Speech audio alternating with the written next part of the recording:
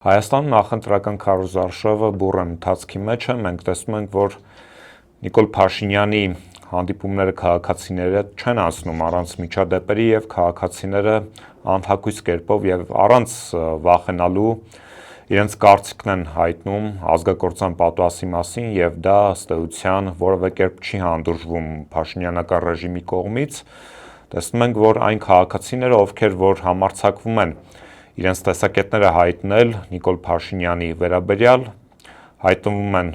կամ բանտախցում, կամ թիրախավորվում են այլ կերպ։ Այս եւ այլ հարցերի շուրջ այսօր զրուցել եմ Ստենֆորդի համալսարանի քաղաքագիտության դոկտոր Արթուր Խաչիկյանի հետ։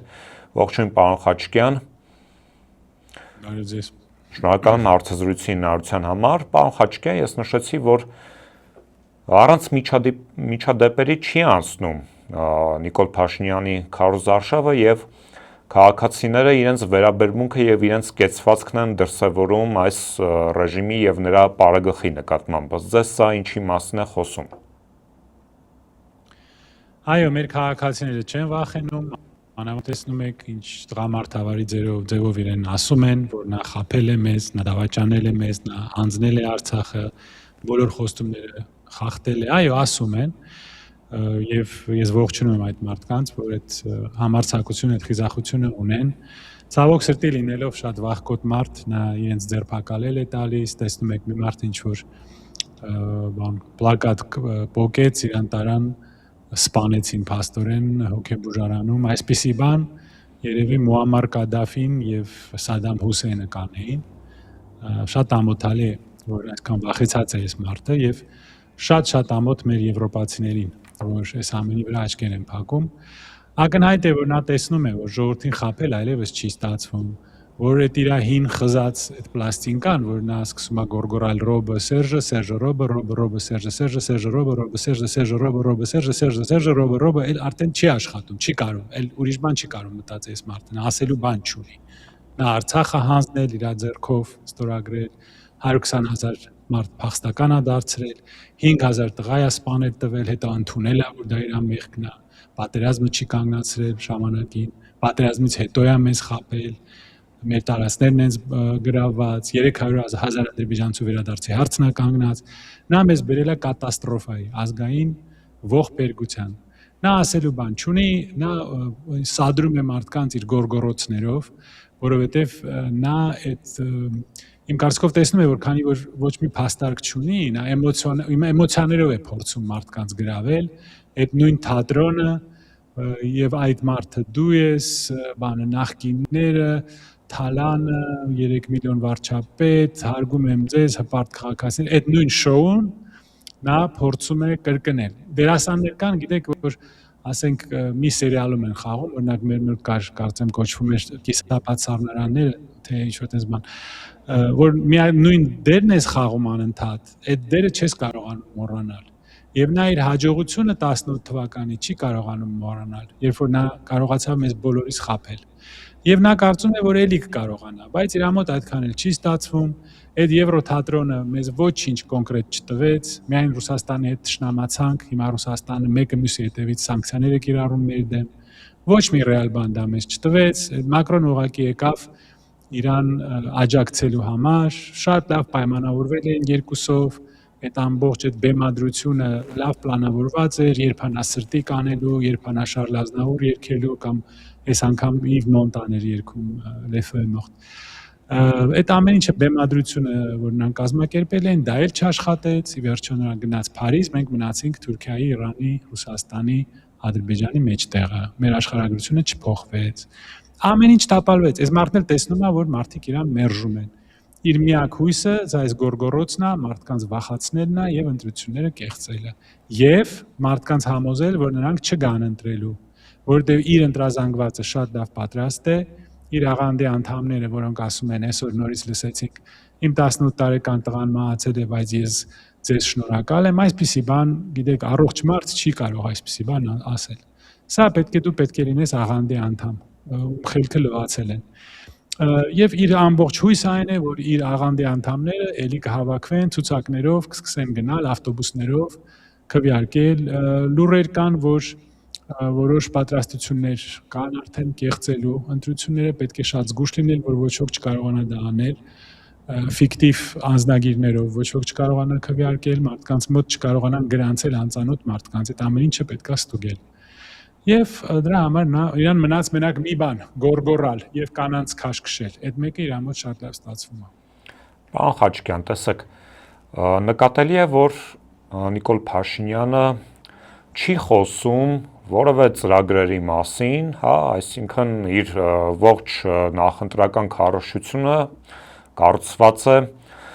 արցախատիացության վրա, իր քաղաքական հակառակորդներին թիրախավորելու, սպառնալու վրա եւ չկա որևէ կետ, որտեղ որ խոսվի ապագայի ծրագրերի մասին։ Այո, որովհետեւ նա չի կարող դա ասել։ Նա հիշում եք մի քանի տարի առաջ իր ծիծաղելի ծրագիրներ ներկայացրել 50 տարվա զարգացումը Հայաստանի։ Ծիծաղելի ծրագրեր, միլիարդավոր դոլարներ պետք է գային Հայաստան, մեր հայրենակիցները պետք է վերադառնային, հիմա հակառակն է տեղի ունենում, արտագաղթում են մարդիկ։ Նա ասելու բան չունի, դրա համար ընկել է այս զգացմունքների հետևից։ Իսկ այս թիրախավորումը, գիտեք, այս նոխազ գտնելը, քավության նոխազ գտնելը, ինչ որ մեկին մեղադրել, այդ մի բան իր մոտ շատ լավ ստացվում է։ Երբ որ նա պարտվեց պատերազմում նախկինների մեղքներ, երբ որ նա Ղարաբաղը հանձնեց ռուսների մեղքներ, հիմա Զանգեզուրը հանձնեց, չգիտեմ, չեմ հիշում արդեն դա ում մեղքներն է, ինչ որ մեղավոր կգտնի։ Բայց այսպիսի բան, գիտեք, Էնվեր Փաշայի համար հայերն էին մեղավոր, որ նա Սարիկամիշի ճակատամարտում պարտվեց եւ դրանից հետո սկսվեց հայերի ոչնչացումը Օսմանյան կայսրության մեջ։ Ադոլֆ Հիտլերի համար հրյաներն էին մեղավոր, որ նա չդարավ նկարիչ եւ որ Գերմանիան առաջի համաշխարհայինում պարտվեց։ Եվ հետո արդեն Հիտլերի գեներալներն էին մեղավոր, որ Գերմանիան պարտվեց երկրորդ համաշխարհայինում։ Նիկոլի համար էլ արցախցիներն են մեղավոր ըստ էության։ Նիկոլի համար էլ արցախցիներն են մեղավոր։ Ինչի չմեռակ։ Հա։ Այո, այսպիսի բան, ես դες կոչ կանեմ, ես ինչքան, ասենք $500 կտամ, թող մեր ամբողջ ազգը գնա, գրադարաններով, ինտերնետներով գտնի, հին Բաբիլոնից, Եգիպտոսից, Ասիրիայից, Խետերից,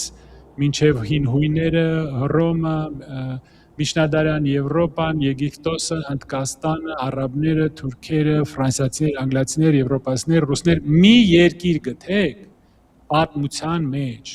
որի ղեկավարը իր սեփական հայրենակցին ասել է դու ինչու չես մեռել։ Մի օրինակ գտեք 4000 տարվա պատմության մեջ մարդկության, առնվազն, կարելի ասել նաև 6000։ Մի օրինակ գտեք, որ այսպիսի ատելությամբ նա խոսի ղարաբաղցիների մասին, նա իրենց դարձրել է քավության նոխազ, այսինքն դարձրել է սկզբից գնում իրանց հետ պարում էր կիսախմած վիճակում եւ իդեպ վերջերս հրատարակվեցին որոշ փաստաթղթեր, որոնք ցույց են տալիս, որ հենց Շուշիի պարը, իր Շուշիում պարելը եւ Արցախը Հայաստանի եւ վերջ գոռալը ուղղակիորեն պատճառ դառավ հարձակման համար։ Ալիևին սադրեցին հենց այդ գործողությունները։ Դրա մասին ես հրատարակել եմ նյութեր, թուրքական մամուլն է գրում եւ ուրիշ աղբյուրներ ասում են, որ հենց նա էր սադրել այս պատերազմը, որի հետևանքով մենք 5000 տղա կորցրեցինք, այդ թվից նա պայթում է, թող ավելացնի ջերմուկի հարձակումը, անհայտ կորածները եւ նայի ամերիկյան աղբյուրներին 5000-ից էլ շատ են ասում։ Այսինքն նա մեր ժողովրդի մի մասին դարձրել է մեր թշնամին։ Վաղը, երբ որ նա ուզենա հանձնի ասենք Սյունիքը, նա կասի, որ Սյունիքն է Հայաստան չի, նրանք են մեր թշնամին, գորիսցիների մեղքն է, ղափանցիների մեղքն է, այդ մեղքը ինչ որ մեկի վրա բարձելը իր մոտ շատ լավ է ստացվում։ Եվ տեսեք, ադրբեջանցիները շատ լուրջ խոսում են վերադարձի մասին։ Հունիսին Օրդուբադում, Նախիջևանում կայանալու է մեծ կոնֆերանս, գիտական կոնֆերանս, որը սպոնսորվում է Ադրբեջանի կառավարությունը։ Սա ուղղակի սիրողական ինչ-որ պատմական կոնֆերանս չի, Ադրբեջանի կառավարությունն է սպոնսորում։ Դա կոչվում է վերադարձ դեպի Արևմտյան Ադրբեջան։ Նրանք պլանավորում են առնվազն 300,000 ադրբեջանցի վերադառնա Հայաստան եւ արդեն քարտեզներ են հրատարակում, թե որտեղ են նրանք ապրում։ Վարդենիսի շրջան պատրաստվեք, նրանք ձեր վրա են աչք դրել։ Այնտեղ բոլոր ադրբեջանական գյուղերը Վարդենիսի շրջանում նշված են։ եւ Սյունիքում, Ամասիայում իդեպ, Վանաձորի շրջանում, իսկ Սյունիքում Ղափանի շրջանում Ղափանից դեպի Գեղի տանող ճանապարհը, այնտեղ մի 20-30 գյուղ են նշել ադրբեջանցիները, այսինքն այս վտանգը կա, դրա դեմ պետք է պայքարել, իսկ ինչպես պայքարել, եթե դու ունես մի անձ, որը իր սեփական ժողովրդին ասում է դուք ինչու չեք մեռել, իսկ Ալիևի հրամանները ժպտալով, աչքերը փայլելով կատարում է, ո՞նց ենք մենք մեզ պաշտպանելու, եթե այս մարդը նորից ընտրվի։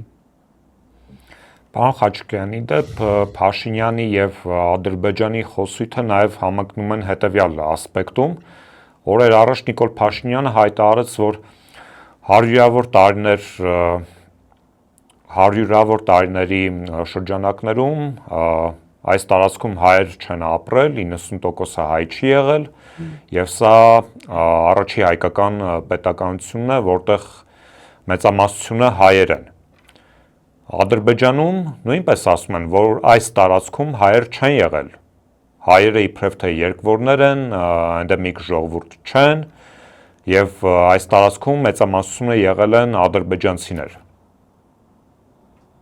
Հիանալի է։ Ես չեմ զարմանա, եթե այս անձը եւ իր թիմը սկսեն կրկնել այդ ադրբեջանական թեզը։ Իմիջիալից նա ասել է, չէ, որ այստեղ, չէ, նա ասեց Ղարաբաղը երբ էր մերը, չէ, ասել է, չէ, տենց բան։ Այո։ Արցախը երբ էր մերը։ Այսինքն այն եկեղեցիները, այն հուշարձանները, տաճարները, մեր գերեզմանները, մեր խաչքարները, որ նա գնում էր այնտեղ խմելու, ապարելու, նա չտեսավ, փաստորեն, չտեսավ։ Եթե նա իր սեփական ժողովրդին ասում է ինչու եք դուք ողջ, գոռում է մեր կանանց վրա, փախստական կանանց վրա մատաթափ տալի, այն էլ երեխայի կողքը, մեզ թշնամացնում է, մեզ ասում է, որ բոլոր չարիքների աղբյուրը ղարաբաղցիներն են եւ օգտագործում է իր այդ սատանայական այդ գիպնոզի մեքենան, H1-ը եւ ուրիշ այդ կանալները, այդ գրանտակերներին, որ մեզ սովորացնի, որ մեր ժողովրդի մի մասը մեր թշնամին է։ Վաղը ինչու նա չի կրկնի Ալիևի թեզը, որ հայերը այստեղ չեն ապրել։ Երբ որ այդ 300,000 ադրբեջանցիները վերադառնան Սյունիք օրինակ կամ Սևան, դուք կարծում եք նա չի ասի, որ դες այստեղ միշտ էլ ապրել են, թող վերադառնան, թող ապրեն։ Իսկ դրանից հետո ինչ ալնելու, ես 1000 անգամ ասել եմ, ել չեմ կրկնելու։ Մենք ունենք մի կառավարություն, որը ներկայացնում է Ադրբեջանը Հայաստանում, ոչ թե մեր ժողովուրդը։ Ել չեմ էլ ասում շահերը, այստեղ արդեն ոչ թե շահերը, այլ մեր լինել չլինելու հարցն է, ոչ թե շահեր։ Մենք ունենալու ենք Հայաստան, այստեղ հայեր ապրելու են, թե ոչ։ Եվ մեզ ասում են, որ նրանք խաղաղություն են բերել։ Եթե նրանք խաղաղություն են բերել, ինչու է կոնգրես հավաքվում, որը կոչվում է վերադարձ դեպի Արևմտյան Ադրբեջան, այսինքն Հայաստան։ Ինչու են նրանք ասում, որ այստեղ հայեր չեն ապրել, քոչվորներ են հայերը։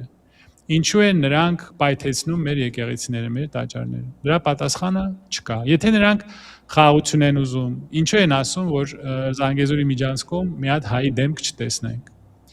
Սա նշաններ են, որ նրանք խաղաղության են գնում, դե մարդ պետք է ընդհանրապես անխելք լինի, որ հավատա սրան։ Պարոն Խաչիկյան, տեսեք, ադրբեջանական կողմը շարունակաբար խոսում է այսպես կոչված անկլավների վերադարձի անհրաժեշտության մասին եւ երեկ արդեն տեղեկություն տարածվեց, որ Տիգրանաշենը հայկական կողմը հանձնել է եւ դուք այն մարկանցից եք, ով դրա մասին խոսեց ձեր Facebook-յան հարթակում, կխնդրեի ավելի մանրամասնել։ Դե այս կառավարության ներկայացուցիչները ինքներն են ասում, որ մենք դեռ տարածքներ ունենք վերադարձնելու Ադրբեջանին։ Որքանով ես հասկանում եմ, հենց դա են նրանք ասում։ Եվ ադրբեջանցիները հստակ ասել են, երբ որ նա հանձնեց առաջի 4 անկլավը, նրանք ասել են, որ դա դեռ վերջը չէ։ Եվ նայելով օրինակ Google Maps-ին դուք տեսնում եք, որ Տիգրանաշենը արդեն ասում են երկար ժամանակ է այդպես, ես չգիտեմ, բայց ես որ նայել եմ, փաստային է, որ հիմա Տիգրանաշեն Google Maps-ի վրա չկա, այնտեղ կա Քյարքի։ Եվ դա մեր հիմնական ճանապարհը, Երևանից դեպի Սյունիք տանող ճանապարհը, դա ընդհատում է, այսինքն մենք կորցնելու ենք այդ ճանապարհը, Քյարքիով անցնելու։ Նրանք ինքները ասում են, մենք դեռ հողեր ունենք վերադարձնելու Ադրբեջանին։ Չեն ասում, որ Ադրբեջանը մինչև 1000 քառակուսի կիլոմետր մեր հողից գրավել է երբ որ իշխանասարն էին տալիս, սևլիճն էին տալիս, ջերմուկի բարձունքներն էին տալիս եւ ուրիշ տարածքները, նրանք ասում են դե այնտեղ ձյուն է գալիս ու մենք պետք եւ այլն, բայց մեր հիմիկվա տարածքի անկլավները ուզում են վերադարձնել Ադրբեջանի։ Նրանք են ասում դա։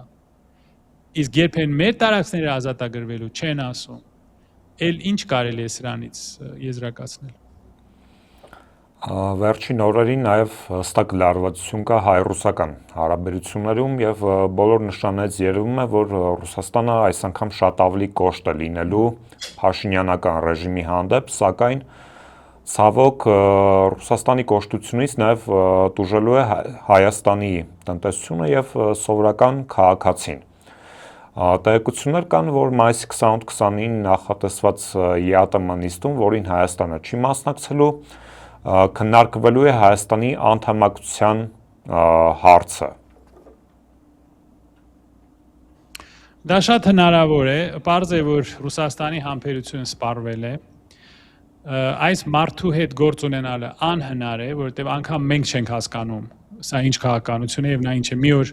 վազում է Մոսկվա, ընկերն էլ վազում է Մատվիենկոին գրկում է ծաղիկ է տալիս, իդեպ հիմա ծաղիկ էլ չի կարողանալու տալ, որովհետև ծաղիկները Հայաստանից գոնե չի կարա բերել, փակվեց դա, այդ շուկան էլ կորցրեցինք։ Մի օր դա է անում, մի օր վերադառնում է Երևան եւ Երևանում հավաքում է Ռուսաստանի թշնամիների կոնգրեսը։ Երեք էլի ինչ որ բան գրում է, որ մենք Ռուսաստանի դեմ ոչինչ չենք անում, լավ հարաբերություններ ունենք, ու դրանից առաջ Հայաստանը բերում։ Այո, Պուտինի մեր ընկերն է, սա շիզոֆրենիա է, սա քաղաքական շիզոֆրենիա է, սա հիվանդություն է։ Բայց դրանից առաջ Երևան է բերում Ռուսաստանի համար մեկ թշնամու, որը նախ Ադրբեջանին շնորհավորել էր, որ հայերը պարտվել էին, ասել էր Ղարաբաղը Ադրբեջան է եւ ֆոսֆորային զենք էր տվել ադրբեջանցիներին, ըստ ամերիկյան աղբյուրների։ Երկրորդն էլ մեր տարածքում գտնվելով կոնֆերանսի ժամանակ սպառնում է, որ հարձակում է լինելու Մոսկվայի վրա պարադի ժամանակ, մայիսի 9-ի շքերթի ժամանակ նա հարձակվելու է, հրթիռային հարձակում է լինելու Մոսկվայի վրա։ Դա արվում է մեր տարածքից, Երևանում, կոնֆերանսի ժամանակ, մեր դաշնակցի նկատմամբ։ Եվ մեկը չկա այս թայֆայում, ուրիշ բառ չես գտնում։ Փողոցից եկած թայֆա։ Մի մարդ չգտնվեց, որ վեր կենա եւ ասի, պարոն Զելենսկի, գիտեք, մենք այսօր հավաքվել ենք Հայաստանում, մենք ուզում ենք քննարկել ռեգիոնալ անվտանգությունը, խաղաղությունը, եւ երևի ճիշտ կլինի, որ մենք սպառնալիքներով հանդես չգանք։ Կամ գոնե ասեին, գիտեք, եկեք խոսենք մեր օրակարգի շրջանակներում, խոսենք համագործակցության մասին, գոնե փափուկ ձևով ինչ որ բան ասեր եւ հուշեր Զելենսկուն, որ մեր տարածքից պետք չէ այսպիսի սպառնալիքներ հնչեցնել։ Բայց ոչ ոք չհասկացավ, որ դա պետք է անել, դե դիվանագիտությունը այնպես բան չի, որ ամեն մեկը իմանա դա ոնց է արվում։ Չկարողացան։ Ռուսաստանը դա նկատեց եւ Ռուսաստանի սա վերջի կաթիլն էր Ռուսաստանի համար։ Արդեն փակվեց Ռուսաստանի շուկան մեր գինի համար, մեր ջերմուկի համար, ձուկը արդեն չեն թողնում, որ վաճառեն Ռուսաստանում։ Եվ այսօր լսեցինք, որ հիմա Հայաստանից բերվող ծաղիկները նույնպես չեն ընդունելու։ Սա միլիարդավոր դոլարներ են։ 2024 թվականին մեր առևտուրը Ռուսաստանի հետ կազմում էր մոտավորապես 12 միլիարդ դոլար, ըստ թվերի, որոնց ես տեսել եմ։ Դրա կեսը մենք արդեն կորցրել ենք։ Ռուսաստանը մեր էքսպորտի 40%-ն է։ 12 միլիարդ դոլարից հասանք 6 միլիարդ, գնալով պակասելու է։ Հետո Ռուսաստանից տրանսֆերները, որ ավարտվեն, դա եւս 5 միլիարդ դոլար է։ Այդ փողը ոնց ենք մենք փոխարինելու։ Եթե սենց շարունակվի, մենք ԵԱՏՄ-ից դուրս գանք, նշանակում է, որ 300-ից մինչև 500,000 հայ վերադառնալու են Հայաստան, որտեղ են նրանք ապրելու։ Ինչ է լինելու մեր բնակարանների վարձի հետ։ Որքան մատրաս կա Երևանում, որ այդ մարդիկ գնան իրենց ազգակիցների մոտ պոլի վրա քնեն, որտեղ այդքան մահճակալ երևի չեն գտնի մի օրում իրենց համար։ Սկսելու է գործազրկություն։ Հայաստանը զրկվելու է ռուսական իմպորտներից։ Ժամանակավորապես հնարավոր է, որ Թուրքիան, Ադրբեջանը օգնեն, միայն մեզ պոկեն Ռուսաստանից։ Դրանից հետո մենք ընկնելու ենք իրենց ձեռքը։ Եվ մի օր, եթե դուք կամ ես ինչ որ բան ասենք առավոտյան, որ Ալիևի դուրը չգա, նա սուրճ չխմի այդ օրը, գլուխը ցավա, բարկանա, նա այդ օրը կորոշի, որ հայերը այսօր հաց չպետք է ուտեն, կամ գազ չպետք է ստանան։ Գազի գինը 3 անգամ կբարձրանա, եւ մենք ձմեռը սառելու ենք, ինչպես ուկրաինացիները։ Հիշում եք այն մարդը, որ ասում էր ինչ լավ արեցիր, Պուտինի պորտը տեղը դրեցիր։ Այսինքն հիմա երևի պարզ դառավ, թե ով ում պորտը տեղ դրեց եւ ինչ է լինում, երբ միջազգային հարաբերություններում, դիվանագիտությունում, երկիր ղեկավարելու գործում լուրջ մարդկանց տեղը հայտնվում են փողոցից եկած դե ոչ մի բան չասեմ, որ հետո էլի այդ վախկոտ մարդը չվազի գործ բացի վրես, փողոցից եկած անպատրաստ մարդիկ։ Տեսեք, թե ուր մեզ հասցրեցին։ Մենք հիմա փաստորեն տնտեսական ինքնասպանություն ենք գործում։ Հայաստանում կարող է սկսվել սով։ Մենք այս ձմեռը կարող ենք սառել։ Ժամանակավորապես Թուրքիան, Ադրբեջանը կարող են օգնել եւ հետո մենք արդեն կախված ենք լինելու նրանցից։ Այսինքն ըստ այս խմբի ավելի լավ է կախված լինել միազգից, որը սպանել էր հայ զինվոր 6 տարի առաջ, քան քո դաշնակցից, որը ունի լավ բաներ, ունի վատ բաներ, ում հետ այո պետք է աշխատել, որը իհարկե հրեշտակ չի եւ իդեալական չի, բայց երբևիցե հայ զինվոր չի սպանել, այսպես մեզ երբևիցե չի վերաբերվել, ցեղասպանություն չի արել մեր դեմ, մեր դաշնակիցն է, մեզ տալիս է այդ բոլոր արտոնությունները։ Ստեղ միայն մի բացատրություն կա, որ այս ռեժիմը ունի հսկայական քարոզչական մեքենա, հսկայական այս մասսայական գիպնոզի մեքենան, հմեկից սկսած մինչև այդ տասնյակ եւ տասնյակ այդ կանալները եւ գրանտ ստացող այդ քարոզչական բանակը, որին կնախանձեր Գեբելսը։ Խոսացիք քարոզչության մասին, ընդդիմությունը ինչպիսի քայլեր պետք է իրականացնի, որպեսզի կարողանա հակադրվել այդ մեքենային, որը որ գործում է, ինչպես դուք նշեցիք, եւ առհասարակ որոնք պետք է լինեն ըստ ընդդիմության քայլերը, որպեսզի հնարավոր լինի հաջողություն գրանցել, հատկապես այն պայմաններում, երբ որ տեսնում ենք, որ գործող ռեժիմը ել ավելի է սաստկացնում բռնաճնշումները եւ սպառնում է իր քաղաքական ընդդիմախոսներին, նախկին նախագահներին, գործարար շերտին, Գագիկ Ծառուկյանից ասում է Արադ ցեմենտը կխլեմ, մեկի մի բան ասում, մյուսին այլ սպառնալիք է հղում, այս ամենը թույլ չտալու է եւ այս ամենի դեմը առնելու համար ինչպիսի քայլեր պետք է իրականացվեն։ Դե ընդդիմությունը ակտիվ աշխատում է, տեսնում եք մարդկանց հետ հանդիպում են, հանրահավաքներ են կազմակերպում, դա շատ լավ է, գուցե կարելի է ավելի ակտիվ մանկալ գնալ մտնել բակերը, ես չի առաջարկի, որ ես անձի պես գնան մտնեն մարդկանց տեղաշորի կամ բաղնիքի մեջ, այդքան աներես չի կարելի լինել, չնայած իր համար դա պրոբլեմ չի, բայց երևի ավելի ակտիվ, ես ուղղակի խորհուրդ կտայի, եթե խորհրդի կարիք ունեն, ավելի ակտիվ աշխատել մարդկանց հետ։ Նրանք աշխատում են, ակնհայտ է, որ նրանք աշխատում են։ Ես կցանկանայի, որ հաջող անցներ իրենց աշխատանքը, որ նրանք իրար չխանգարեին, այն ընդդիմության խմբերը, որոնք ունեն 1%, 2%, ասենք 2.5-3% եւ չեն անցնելու 4%-ի շեմը, ես կոչ կանեի նրանց չմասնակցել ընտրություններին եւ իրանց ձայները տալ մի ուրիշ ընդդիմադիր ուժի եւ մարդկանց կոչ կանեի, եթե դուք տեսնում եք, որ ձեր ընտրած ուժը չի հավաքում անգամ 4%, ձայներ մի տվեք, քանի որ այդ ձայները փաստորեն փոշիանալու են։ Իսկ ինչ վերաբերում է իր մեթոդներին, մենք ասել ենք, սա լինելու է շատ տգեղ, ընտրարշավ, սա մի ամբողջ կամպանիա է, սա տերոր է, ակնհայտ տերոր է։ Եվ դա կատարվում է մեր եվրոպական ընկերների, դեսպանատների աչքերի առջև, եւ նրանք ոչինչ չեն ասում, որովհետեւ սա իրենց ընտրյալ բռնապետն է, որը պետք է ծառայի իրենց նպատակներին։ Մեզ կռվածնել Ռուսաստանի հետ եւ ենթարկել Թուրքիային։ Բայց սա առաջի անգամ չի։ Ամերիկան տասնյակ տարիներ աջակցել է Սամոսային, Նիկարագուայի բռնապետին, այստեղից էլ եկել է հայտնի արտահայտությունը, նա Շան որդի է, բայց նա մեր Շան որդին է։ Ամերիկան աջակցել է ուրիշ բռնապետներին, ասել եմ Չիլիի ֆաշիստ, բացարձակ ֆաշիստ Պինոչետին, որը 17 տարի տանջել է հազարավոր մարդիկ, սպանել է հազարավոր մարդկանց, մոտ 30,000 մարդ ենթարկվել են խոշտանգումների Չիլիում 70-ական թվականներին, ամբողջ Լատինական Ամերիկայում կազմակերպել էր Կոնդոր օպերացիան երբ որ ճնշում էին ցանկացած պրո-կոմունիստական, պրո-սոցիալիստական շարժումները եւ նրանք օգնում են բռնապետներին։ Ֆրանսիան Աֆրիկայում շատ եւ շատ բռնապետներին օգնել է։ Նրանցից մեկը եղել է Մարտակեր, իր անունը եղել է Բոկասա, Կենտրոնական Աֆրիկյան Հանրապետության ղեկավարը, որը իր քաղաքական դիմախոսներին բառացիորեն ուտում էր, ոչ թե փոխաբերական իմաստով, այլ բառացիորեն ուտում էր։ Սպանում էր, տանում էր տուն, մայոնեզով, կետչուպով, բիբարով դնում էր ուտում էր։ Խալադիլնիկի մեջ էր պահում, սառնարանի մեջ։ Եվ այդ մարդը ստացել է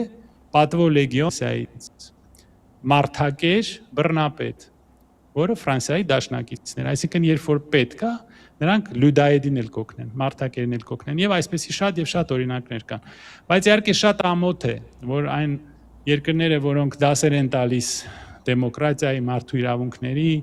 խոսքի ազատության, լուր նայում են, ինչպես են ծեծում եւ բանտարկում լրագրողներին, փաստաբաններին, ընդդիմության ներկայացուցիչներին, եկեղեցականներին մի բառի համար